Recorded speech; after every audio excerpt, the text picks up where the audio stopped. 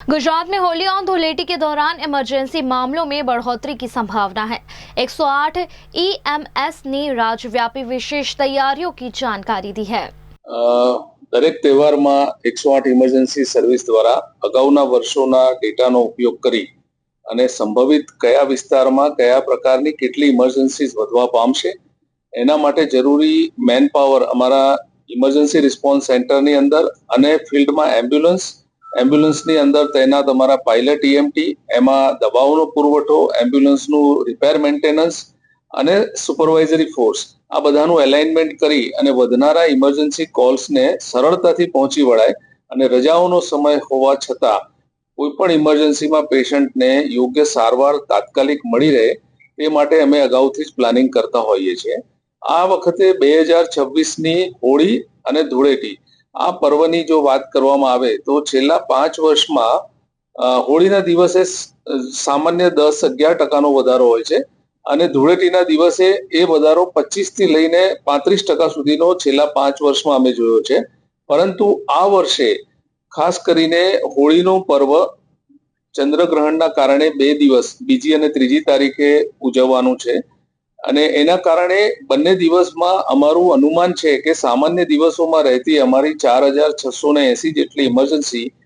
એ 12% જેટલી વધી અને 5255 જેટલી થશે અને ધૂળેટીના દિવસે પાછલા 5 વર્ષ કરતા પણ આ વખતે અસામાન્ય રીતે એટલે કે 44%નો વધારો થઈ અને 6750 જેટલી ઇમરજન્સી સમગ્ર ગુજરાતમાં 108 ઇમરજન્સી સેવાને મળે એવી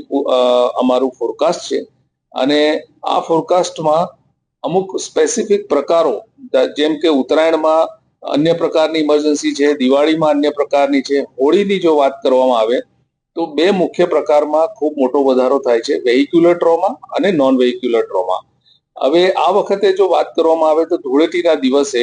વેહિક્યુલર ટ્રોમામાં 127%નો વધારો થશે અને નોન વેહિક્યુલર ટ્રોમામાં 164%નો વધારો છે. અને આમાં પણ ખાસ જેમાં વાહન સંકળાયેલું નથી એમાં કયા કયા પ્રકારની ઇમરજન્સીસ છે તો ઊંચાઈ પરથી પડી જવું, પાણીમાં વગેરેમાં લપસી પડવું, મારામારીના કેસીસ થવા, પાણીમાં ડૂબી જવાના ડ્રોનિંગ કેસીસ છે, આ ઉપરાંત પોઈઝનિંગના કેસીસ છે, એસોલ્ટ કેસીસ છે. આ બધી જ વિવિધ પ્રકારની ઇમરજન્સી ધૂળેટીના દિવસે વધારે પડતી જોવા મળે છે. આ ઉપરાંત જે જિલ્લાઓ છે જેમાં પંચમહાલ, દાહોદ, પછી તાપી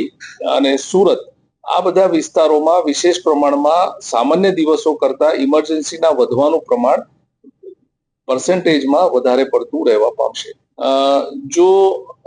ઇમરજન્સીની વધવાની વાત કરવામાં આવે તો મોટા શહેરોમાં બીજા શહેરો કરતા સુરતમાં વધારે પડતી ઇમરજન્સીસ થશે, જેમાં 53%નો રાઇઝ અમને અપેક્ષિત છે. અને આ ઉપરાંત જે નાના જિલ્લાઓ છે એમાં ખાસ કરીને દાહોદ, પંચમહાલ,